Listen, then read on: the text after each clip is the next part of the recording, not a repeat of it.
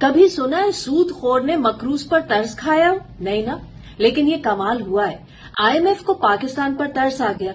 उसने करप्शन और हुक्मरानी पर 186 सफात की भारी भरकम रिपोर्ट तैयार की है, जिसे हमारी हुकूमत पिछले 3 माह से दबाए बैठी थी। वो तो जब आईएमएफ ने साफ कह दिया कि रिपोर्ट शाया करो वरना अगला कर्ज नहीं मिलेगा, तो हुकूमत को मानना पड़ा। रिपोर्ट का लुब्बे लुबाब यह है कि पाकिस्तान आजाद नहीं है, अशराफिया के कब्जे में है। मुल्क के तमाम वसाइल उसी अशराफिया की जानिब डाइवर्ट किए जा रहे हैं। हर साल $20 बिलियन यानी 55,000 बिलियन रुपए की करप्शन होती है। अगर ये रुक जाए तो पाकिस्तान उल्टा आईएमएफ को कर्ज दे सकता है। ये नंबर्स कहां से आए? हुकूमत ने खुद बताया कि जनवरी 2023 से दिसंबर 2024 तक 2 साल के दौरान नैब ने 5.3 खरब रुपए की रिकवरी की है। सब जानते हैं ये रिकवरी प्ली बार्गेन से होती है। चोर को कहा जाता है 100 रुपए की चोरी की है, 10 या 20 रुपए वापस कर दो, बाकी सब हलाल। आईएमएफ के मुताबिक ये असल करप्शन का महज एक टुकड़ा है। असल नुकसान इससे कहीं बड़ा है जो कागजों में आता ही नहीं। रिपोर्ट में आईएमएफ ने आइंदा 3 से 6 महीनों में सख्त इस्लाहात का मुतालबा किया, जो अगर ईमानदारी से हो जाए तो अगले 5 साल में तरक्की की शरह 5 से 6.5% तक जा सकती है।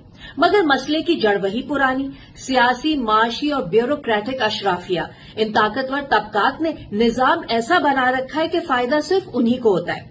आईएमएफ ने मिसालें भी दी, जैसे कि शुगर माफिया, जिसमें सियासतदान और सरकारी अफसर सब शामिल हैं। आईएमएफ ने एसआईएफसी पर भी सख्त तनकीद की है। सवालात उठाए हैं कि जब बोर्ड ऑफ इन्वेस्टमेंट था तो ये नई दुकान क्यों खोली गई? फैसले कौन करता है? किस बुनियाद पर खुसूसी रियायतें बांटी जा रही हैं?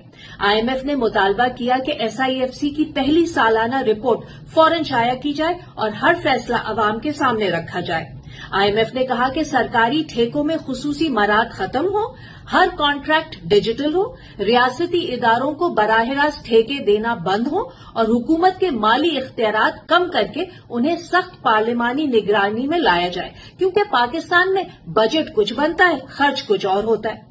रिपोर्ट साफ कहती है कि टैक्स निजाम अशराफिया के फायदे के लिए डिजाइन है। कवानीन जानबूझकर पेचीदा रखे गए ताकि चोर आसानी से छुप सकें। करप्शन से जुड़ी मनी लॉन्ड्रिंग भी बढ़ रही है।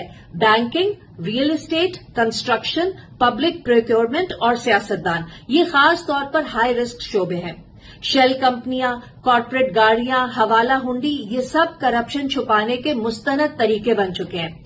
आईएमएफ ने खतरनाक नुक्ता भी उठाया कि पाकिस्तान में अंदरूनी ऑडिट का सिस्टम ही नहीं, आईनी और पार्लिमानी निगरानी भी इंतहाई कमजोर है।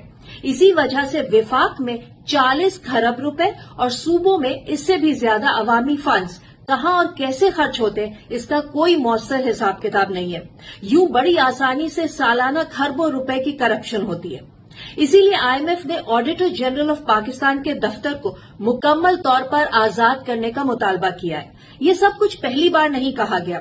यूएनडीपी भी पहले कह चुका है कि जहां खित्ते के दूसरे ममालिक में मिडिल क्लास बढ़ रही है, पाकिस्तान में 42% से कम होकर 36% रह गई है। गुर्बत 39 से बढ़कर 45% है और बेरोजगारी 7% के करीब पहुंच गई है। यानी मिडिल क्लास तबाह, गुर्बत में इजाफा, रोजगार में कमी।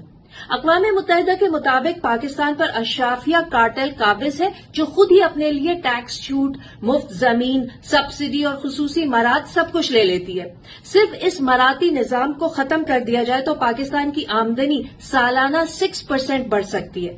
आईएमएफ ने अपनी रिपोर्ट में पाकिस्तान के लिए इस्लाहात का 15 नुकाती एजेंडा दिया है। हुक्मरानी ठीक करो, शफाफियत लाओ, इंसाफ दो, वरना मईशत कभी नहीं संभलेगी।